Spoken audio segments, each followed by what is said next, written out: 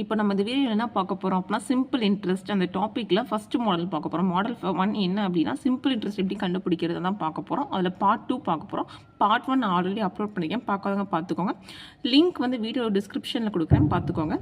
இப்போ first question என்ன கொடுத்துருக்காங்கன்னா 4th Feb 2005 அன்று ₹3000 ஆனது 1/4% வட்டி வீதத்தில் கடனாக பெற்றப்பட்டது. 18 ஏப்ரல் 2005 அன்று திரும்பி தரப்படுகிறது எனில் அவர் செலுத்திய வட்டி எவ்வளவுன்னு கேட்குறாங்க.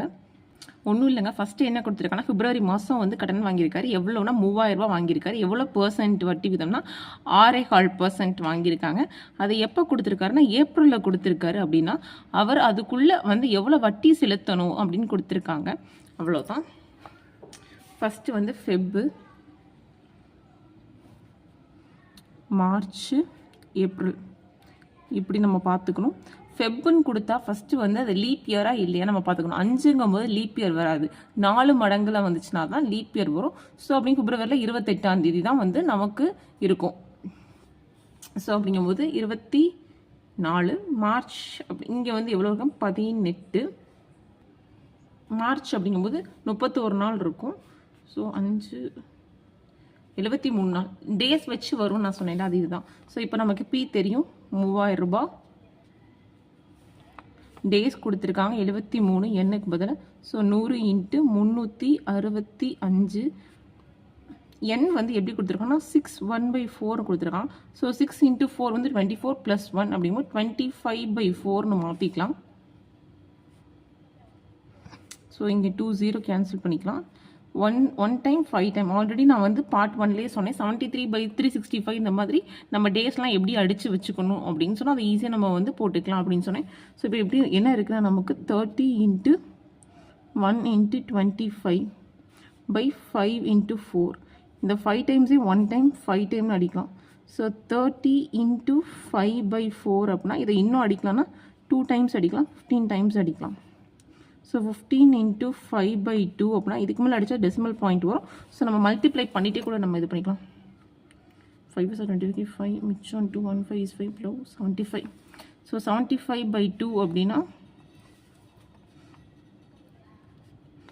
3 டைம்னா 6, 15னா 7, 14 பேலன்ஸ் பண்ணால் 0.5. ஸோ ஆன்சர் வந்து 37.50 பைசே. 37.50 பைசேனா 37 ரூபா 50 பைசா. இதுதான் அவங்க கட்டியிருப்பாங்க வட்டியாக. என்ன கொஷின் கேட்டிருந்திருக்காங்க அப்படின்னா வந்து பிப்ரவரி 2005 ஒருத்தவங்க வட்டி கடன் வாங்கியிருக்காங்க. அது எவ்வளோனா 3000 ரூபாய்க்கு கடன் வாங்கியிருக்காங்க. அது எவ்வளோ வட்டி விதம்னா 6.25 வட்டி விதத்தில் வாங்கியிருக்காங்க.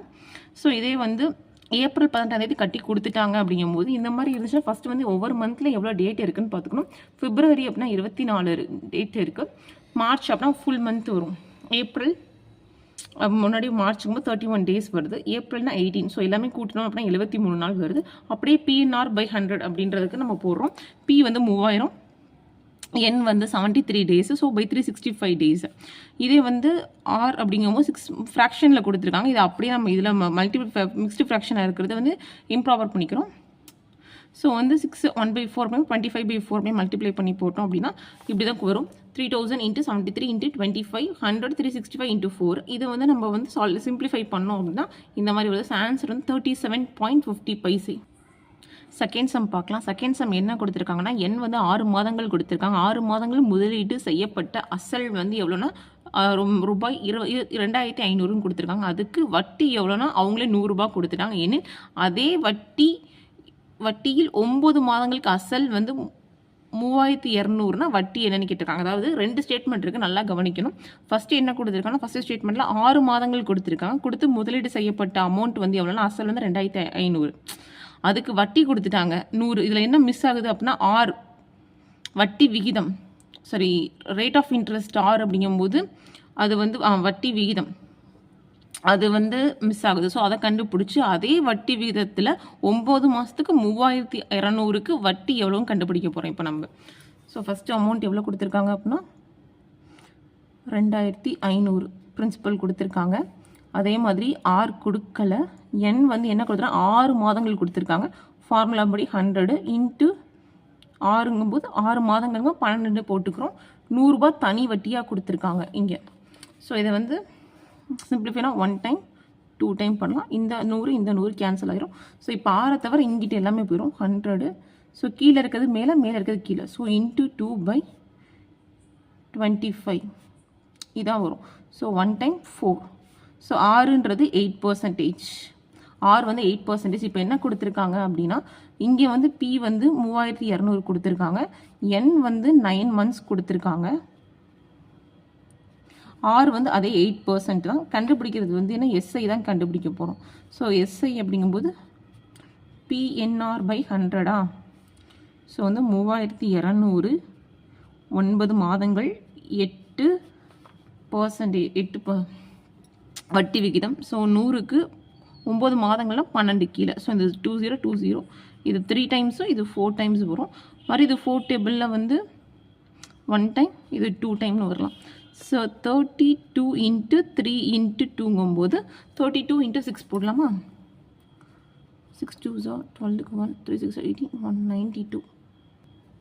ஸோ இப்போ நமக்கு கிடச்சிருக்க ஆன்சர் என்ன அப்படின்னா 192. அதுதான் வந்து எஸ்ஐ அமௌண்ட். ஆக்சுவலாக இது 2 ஸ்டேட்மெண்ட் கொடுத்துருக்காங்க, நல்லா கவனிக்கணும். ஃபஸ்ட்டு வந்து என்ன கேட்டிருக்காங்கன்னா 6 மாதங்கள் கொடுத்துட்டு அதுக்கு 2500 ரூபாய் கொடுத்துருக்காங்க. கொடுத்துட்டு அதுக்கு தனி வட்டி 100 ரூபாய் கொடுத்துட்டாங்க. அதில் 6 கண்டுபிடிச்சா அந்த தனி வட்டி அதே வந்து வட்டி விகிதத்தை வச்சு தான் நம்ம இன்னொரு அமௌண்ட்டுக்கும் போட போகிறோம். ஸோ வந்து அமௌண்ட் வந்து 100 ரூபாய் கொடுத்துருக்காங்க எஸ்ஐ. ஸோ இது வந்து பி, ஆர் தெரியாது. என் வந்து 6 மாதங்கள் கொடுத்தா. So 6 by 12 100. ஸோ இதை சிம்பிளிஃபை பண்ணோன்னா 6% ஆர் வந்து கண்டுபிடிச்சிடும் 8% அப்படின்னு சொல்லிட்டு. இதே வந்து இதை வச்சு பி வந்து 3200 கொடுத்துருக்காங்க. என் வந்து 9 months கொடுத்துருக்காங்க. ஆர் வந்து நம்ம கண்டுபிடிச்சா சப்ஸ்டியூட் பண்ண போகிறோம். ஸோ PNR/100னா ஸோ 3200 9 8 9/12. ஏன் அப்படின்னா இங்கே 9 months கொடுத்துருக்காங்க. அதை இயராக கன்வெர்ட் பண்ணால். ஸோ 9/12 × 100. ஸோ 32 × 3 × 2 அப்படிங்கும்போது 32 × 6 வந்துடும். ஸோ அது வந்து 192. இதான் வந்து எஸ்ஐ அமௌண்ட், அதாவது வட்டி அமௌண்ட். ஆக்சுவலாக நான் உங்களுக்கு இங்கே கொடுக்குறது வந்து PYQலையும் புக்கில் இருக்க சம்ஸ் அந்த மாதிரி தான் கொடுக்குறேன். மேக்ஸிமம் வந்து PYQவில் கவர் பண்ணுற மாதிரி தான் கொடுக்குறேன் நான். இது வந்து 2018 கேட்டது கொஷின். ஓகே, தேர்ட் கொஷின் பார்க்கலாம். தேர்ட் கொஷின் என்ன கொடுத்துருக்காங்க அப்படின்னா, ஒரு தொகையான தனி வட்டியானது 5 வருடத்தில் 200 அடைகிறது. அடுத்த 5 வருடத்தில் முதலீடு தொகை 3 மடங்காகிறது எனில் 10 வருட முடிவில் கிடைக்கும் மொத்த தொகை கேட்டிருக்காங்க. மொத்த தனி வட்டி கேட்டிருக்காங்க. மொத்த வட்டி அப்படின்னா வந்து கூட்டு வட்டின்னா தான் மென்ஷன் பண்ணி கூட்டு வட்டின்னு கொடுப்பாங்க. இந்த மாதிரி தனியாக வட்டின்னு கொடுத்துட்டாலே நமக்கு தனி வட்டி நம்ம எடுத்துக்கிறோம். ஸோ மொத்த வட்டி கேட்குறாங்க. ஃபஸ்ட்டு வந்து 5 வருஷத்துக்கு தனி வட்டி எவ்வளோனா 200 ரூபான்னு கொடுத்துருக்காங்க. அடுத்த 5 வருஷத்துக்கு வந்து என்ன ஆகுது அப்படின்னா, நம்ம முதலீடு பண்ண அமௌண்ட் வந்து 3 மடங்காக மாறுது. 3 மடங்காக மாறுது, அப்படி இன்க்ரீஸ் ஆகுது. 3 மடங்காக மாறுதுன்னா எஸ்ஐ அமௌண்ட்டும் 3 மடங்காக மாறும்ல நமக்கு. ஸோ அப்படின்னா 200 × 3 அப்படின்னா 600. இது வந்து அடுத்த 5 வருஷத்துக்கு 10 வருஷத்துக்கு கேட்டிருக்காங்க. ஸோ இங்கே வந்து ஃபஸ்ட்டு வந்து 200 ரூபா கண்டுபிடிச்சோம் 5 வருஷத்துக்கு, 10 வருஷம் மொத்தமாக. ஸோ அப்படிங்கும்போது 200. இப்போ கடைசியாக 5 வருஷத்துக்கு கண்டுபிடிச்சோம் பார்த்தியா, அது வந்து 600. மொத்தம் 800 ரூபா. 800 ரூபா தான் 10 வருஷத்தில் மொத்தமாக தனி வட்டி தொகை வந்து கொடுத்துருப்பாங்க. இந்த கொஷின் வந்து 2018 கேட்டது. ஒன்றும் இல்லை, ஃபஸ்ட்டு வந்து என்ன சொல்லியிருக்காங்கன்னா, ஃபஸ்ட்டு 5 வருஷத்துக்கு தனி வட்டி வந்து 200 ரூபான்னு அவங்களே கொடுத்துட்டாங்க. அடுத்த 5 வருஷத்தில் வந்து நம்ம முதலீடு பண்ணோம் பார்த்தீங்களா பி, அந்த அமௌண்ட் வந்து 3 மடங்கு ஆகுது அப்படின்னு கொடுத்துருக்காங்க. அப்படி இருந்துச்சு அப்படின்னா 10 வருடத்தில் நமக்கு மொத்தமாக வட்டி எவ்வளோ கிடைக்கும்னு கேட்டிருக்காங்க. ஸோ ஃபஸ்ட்டு 5 வருஷத்துக்கு அவங்களே 200 கொடுத்துட்டாங்க. 5 வருஷத்தில் வந்து முதலீடு அமௌண்ட் வந்து 3 மடங்காக மாறுச்சுன்னா கண்டிப்பாக எஸ்ஐ அமௌண்ட்டு 3 மடங்காக மாறும்ல. ஸோ அதனால தான் அந்த 200 வந்து 3ஆல் வந்து மல்டிப்ளை பண்ணிக்கிறேன். ஸோ 600. அது வந்து 5 இயர்ஸ்க்கு. ஸோ 10 இயர்ஸுங்கும்போது ஃபஸ்ட்டு 5 இயர்ஸ்க்கு 200 கண்டுபிடிச்சிருக்கோம். நெக்ஸ்ட்டு 5 இயர்ஸ்க்கு வந்து 600. ஸோ 200 + 600 வந்து 800. தேர்ட் கொஷின் வந்து 2018 கேட்டது. ஃபோர்த் கொஷின் பார்க்கலாம். அதுவும் 2018 வந்து கேட்டது. சாரி 2016 கேட்டிருக்காங்க. இங்கே என்ன கொடுத்துருக்காங்க அப்படின்னா, ஒருவர் வந்து ரூபாய் 2600 வந்து 3 வெவ்வேறு பங்குகள், அதாவது ஃபஸ்ட்டு 4%, 6%, 8%ன்னு சொல்லி தனி வட்டி விகிதத்தில் முதலீடு செய்கிறார். ஒரு வருட முடிவில் 3 வகையான தொகையும் ஒரே அளவாக தனி வட்டி பெறுகிறது எனில் 4% வட்டி விகிதம் செய்த முதலீடு என்னன்னு கேட்டிருக்காங்க. அதாவது ஒருத்தர் வந்து 2600 3ஆக பிரிக்கிறார். 3 வந்து ஒவ்வொரு பர்சன்டேஜாக தனி வட்டி விகிதம் அமௌண்ட் கொடுக்காம என்ன கொடுத்துருக்காங்கன்னா ஒரே பர்சன்டேஜாக கொடுத்துருக்காங்க. 4%, 6%, 8%, 3% கொடுத்துருக்காங்க. அதுக்கப்புறம் வந்து அவங்க முதலீடு செய்கிறாங்க பார்த்தீங்களா, அது வந்து ஒரு வருடம் முடிவில் வந்து ஒரே அளவான தொகை கொடுக்குறாங்க. ஒரே அளவான தொகை வந்துச்சு அப்படின்னா 4% வச்சு நீங்கள் முதலீடு செஞ்சீங்க அப்படின்னா அதுக்கு மட்டும் என்ன அமௌண்ட்டுன்னு கேட்டிருக்காங்க. ஓகே, ஃபஸ்ட்டு வந்து நமக்கு என்ன கொடுத்துருக்காங்கன்னா ரேட் இன்ட்ரெஸ்ட் கொடுத்துருக்காங்க. என்ன அப்படின்னா 4% கொடுத்துருக்காங்க, 6% கொடுத்துருக்காங்க, 8% கொடுத்துருக்காங்க. இதை நம்ம வந்து ஈக்குவேஷன் இதை வந்து 4x 6y 8zன்னு எடுத்துக்கலாம். இப்போ வந்து PNR by 100 தானே SI. ஸோ அந்த ஃபார்மேட்டில் எடுக்கலாம். P தெரியாது, ஸோ எக்ஸு அந்த மாதிரி வச்சுக்கலாம். எக்ஸு இன்ட்டு n வந்து 1 ஒரு வருஷம், ஸோ 4/100. இதே மாதிரி தான் இதுக்கும் வரும். ஸோ வந்து y, ஏன்னா இது வந்து இதுக்கு வச்சுருக்கோம்ல, எக்ஸுன்றது வந்து ஃபஸ்ட்டு 4%க்கும் y வந்து 6%க்கும் இசட் வந்து 8%க்கும் வச்சுருக்கேன் நான். ஸோ அதே மாதிரி ஒரு வருஷம் இன்ட்டு 6/100 இன்ட்டு இசட். P வந்து இதுக்கும் தெரியாது, இசட்டு இன்ட்டு ஒரு வருஷம் 8%/100. இப்போ 100 காமனாக இருக்கனால 100 எல்லாத்துலேயும் அடிச்சிடலாம். அப்படின்னா நமக்கு என்ன வரும், 4x = 6y = 8z. இந்த 2ஆல் டிவைட் பண்ணலாமா, டிவைட் பண்ணால் 2x = 3y = 4z அப்படின்னு வரும். இப்போ நம்ம இதை வந்து என்ன கண்டுபிடிக்கும், இதுலேருந்து y வேல்யூ கண்டுபிடிக்கலாமா. y வேல்யூ அப்படிங்கும்போது 3/2xம் z வேல்யூ கண்டுபிடிக்கலாமா. z வேல்யூ கண்டுபிடிக்கும் போது என்ன நடக்கும், z வேல்யூ அப்படின்னா 2x/4. இதை வந்து என்ன x/2 அப்படின்னு எழுதிக்கலாம். ஸோ நமக்கு அங்கே என்ன கொடுத்தாங்க அப்படின்னா x + y + z வந்து என்ன அப்படின்னா 2600. இது ஆல்ரெடி கொடுத்தது. என்ன சொல்கிறாங்க அப்படின்னா வந்து அந்த ஒருத்தர் வந்து 2600 தானே 3 பங்காக பிரிச்சிருக்காரு. அதான் x y z அப்படின்னு சொல்லிட்டு எக்ஸுக்கு எக்ஸே வச்சுக்கோம், ஒய்க்கு வந்து நம்ம என்ன கண்டுபிடிச்சோம் 3/2 எக்ஸு வச்சுருக்கோம். ஆக்சுவலாக சாரி கைஸ், ஆக்சுவலாக வந்து நம்ம ஒய் தானே கண்டுபிடிக்கிறோம். ஸோ ஒய் இங்கே இருக்கும். ஆக்சுவலாக வந்து இப்போ 2x = 3yனா ஒய் இருக்கும்போது 2x/3 = y இப்படி தான் வரும். ஸோ 2x/3 தான் வரும். அதே மாதிரி இங்கே என்ன கொடுத்துருக்காங்கன்னா 2x = 4z கொடுத்துருக்காங்க. z தானே, ஸோ 2x/4 = z. ஸோ அந்த மாதிரி வரும். ஸோ அப்படிங்கும்போது மேலே வந்து 2x கீழே 3 வரும். சாரி, இப்படி தான் வரும். ஸோ அதனால் x + 2/3x zங்கும்போது x/2 = 2600. ஆக்சுவலாக வந்து எல்சிஎம் எடுக்கிற மாதிரி வரும். 3க்கும் 2க்கும் எல்சிஎம் எடுத்தால் 6 தானே வரும். ஸோ வந்து 6x 3ல் வந்து நான் 2 வரும், மேலே 2 ஆல்ரெடி 2 இருக்குது. ஸோ 2 × 2 4x இருக்கும். இங்கே 2னா 3, ஸோ 3x = 2600. ஸோ இதெல்லாமே எக்ஸாக இருக்கலாம், நம்ம ஆட் பண்ணிக்கலாம். 6 + 4 வந்து 10 + 3னா 13x அப்படிங்கும்போது 2600 அப்படின்னு சொல்லலாம். ஸோ x = 2600/13 அப்படின்னா வந்து 200. ஏன்னா இது 1 டைம், இது 2 டைம். ஸோ வந்து x வேல்யூ 200. நமக்கு என்ன கேட்டிருக்காங்க அப்படின்னா 4%க்கு தான் நம்ம கேட்டிருக்காங்க. 4% தான் கேட்டாங்க. 4%க்கு நம்ம என்ன கண்டுபிடிச்சோம், 6x கண்டுபிடிச்சிருக்கோம். ஸோ எக்ஸு 6xங்கும்போது 6 × xன்ற வேல்யூவில் வந்து நம்ம என்ன 200 தான் கண்டுபிடிச்சிருக்கோம். ஆன்சர் வந்து 1200. ஆக்சுவலாக ஒன்ஸ் அகைன் சொல்கிறேன், நல்லா கேட்டுக்கோங்க கைஸ். ஆக்சுவலாக வந்து ஃபஸ்ட்டு என்ன சொல்கிறாங்கன்னா 2600 3ஆக பிரிக்கிறாங்க. அது வரும் 4%, ஒன்று 6%, ஒன்று 8%. ஸோ வந்து நான் வந்து பியை வந்து நமக்கு தெரியாது அதில் பி, அதனால் நான் என்ன எடுத்துக்கிறேன், ஒன்று வந்து எக்ஸுக்கும், செகண்டுக்கு வந்து ஒய்யாகவும், தேர்டுக்கு வந்து இசட்டாகவும் எடுத்துக்கிறேன். ஸோ அதனால தான் வந்து இங்கே எக்ஸ் ஒய் இசட்னு வருது. நமக்கு ஃபார்முலா PNR/100 SI அதான். ஸோ அதனால் என்னென்னா எக்ஸ் என்ற பின்ற இடத்துல எக்ஸ், இங்கே ஒய் இசட்னு கொடுத்துருக்கோம். இங்கே 4%, இங்கே 6, இங்கே 8, கீழே வந்து 100 காமன் இருக்கலாம், நம்ம அடிச்சிடறோம். ஸோ இங்கே என்ன 4x 6y 8zன்னு வருது. ஸோ அதை வந்து 2ஆல் டிவைட் பண்ணுறோம் காமனாக இருக்கிறதுனால. ஸோ 2x 3y 4zன்னு வருது. ஸோ இப்போ நம்ம என்ன பண்ணுறோம், 2x 3y இருக்கா. ஸோ இதில் வந்து நம்ம வந்து y தான் கண்டுபிடிக்க போகிறோம். ஸோ 2x/3 தான் y. ஸோ வந்து y = 2x/3. இங்கே வந்து நம்ம z தான் கண்டுபிடிக்க போகிறோம். அது 2x = 4zங்கும்போது 2x/4z. ஸோ இது என்னன்னா x/2ன்னு வருது. ஸோ x + y + z தான் 2600. ஏன்னா முன்னாடி சொன்னாங்க 3 பங்காக பிரிச்சிருக்கோம் அப்படின்னு.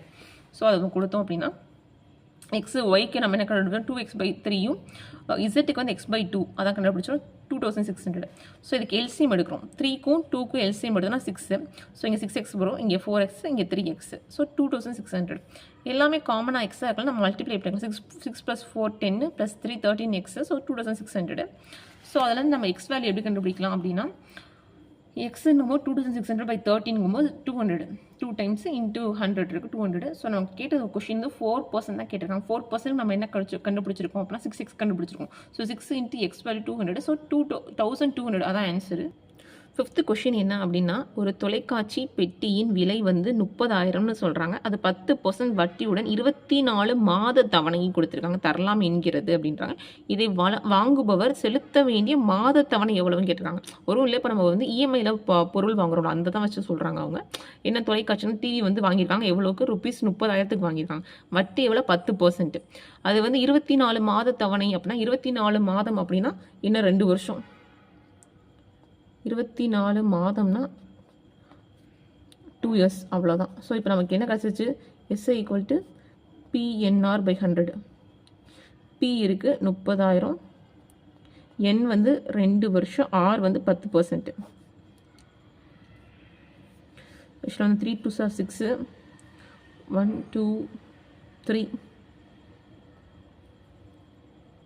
ஸோ நமக்கு தனி வட்டி என்ன கிடச்சிருக்கு 6,000 கிடச்சிருக்கு. நம்ம வந்து மாத தவணை கட்டும்போது மொத்தமாக தான் பொருளுக்கு சேர்த்து அந்த வேல்யூ தானே கட்டணும். ஸோ வந்து நம்ம என்ன பண்ண போகிறோம்னா மொத்த தொகை கண்டுபிடிக்க போகிறோம். மொத்த தொகை அப்புறம் டோட்டல்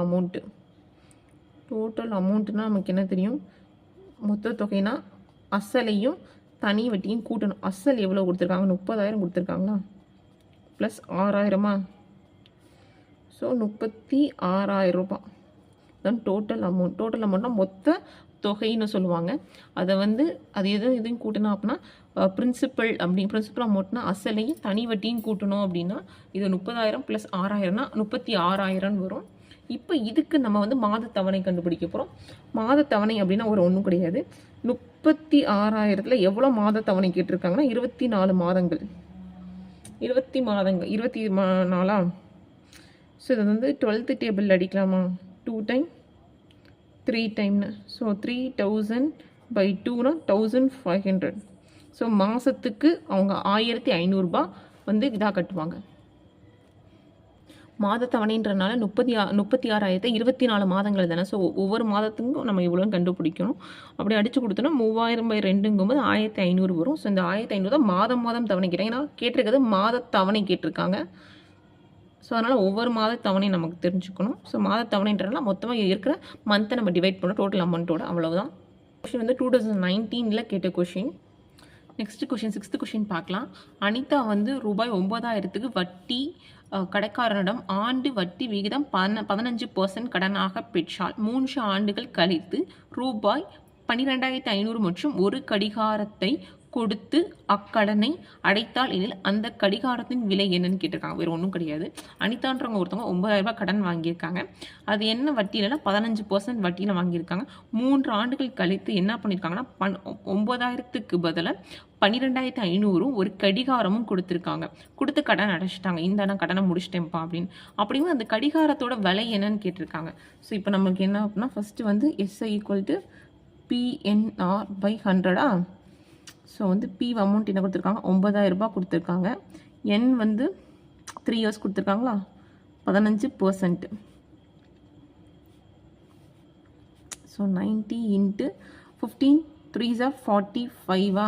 ஸோ 45/9னா 5 9s are 45 5 மிச்சம் 4 9 36னா ஸோ நமக்கு என்ன வந்திருக்குன்னா 4,050 SI வந்திருக்கு. இது வெறும் SI மட்டும்தான். ஸோ வந்து இதில் SI வந்து நமக்கு 4,050 வந்திருக்கு. இதை நம்ம என்ன பண்ணணும் அப்படின்னா வந்து பிரின்சிபலோட நம்ம வந்து கூட்டணும். ஏன் அப்படின்னா டோட்டல் அமௌண்ட் தெரியணும் இல்லை, டோட்டல் அமௌண்ட் வந்து தெரியணும். ஸோ அதனால் நம்ம என்ன பண்ணுறோம் பிரின்சிபலோட SI வந்து கூட்டுறோம். SI வந்து என்ன கொடுத்துருக்காங்க 9,000 கொடுத்துருக்காங்க. அப்புறம் SI வந்து 4,050. ஸோ டோட்டல் அமௌண்ட்டுங்கும்போது நம்ம அசலையும் தனி வெட்டியும் கூட்டுறோம். அசல் வந்து 9,000 கொடுத்துருக்காங்க. தனி வெட்டி வந்து இப்போ 4,000 அப்படிங்கும்போது 13,050 வரும். 13,050 ரெண்டையும் கூட்டணும் அப்படின்னா ஏன்னா இது அப்படியே அந்த 50 அப்படி வந்துடும். 9 4 13. ஸோ இது வந்துடும். இப்போ அவங்க என்ன கொடுத்துருக்காங்கன்னா 12,500 கொடுத்து அடைச்சிருக்காங்க ஒரு கடிகாரம். ஸோ அப்படிங்கும்போது இந்த 13,050 வந்து 12,500 கழிச்சிட்டோம் அப்படின்னா கடிகாரத்தோட வேல்யூ கிடச்சிருமா, அதோட மதிப்பு கிடச்சிருமா? ஒன்றும் கிடையாது. என்ன சொல்கிறோன்னா ஃபஸ்ட்டு வந்து நம்ம தனி வட்டி கண்டுபிடிச்சோம்.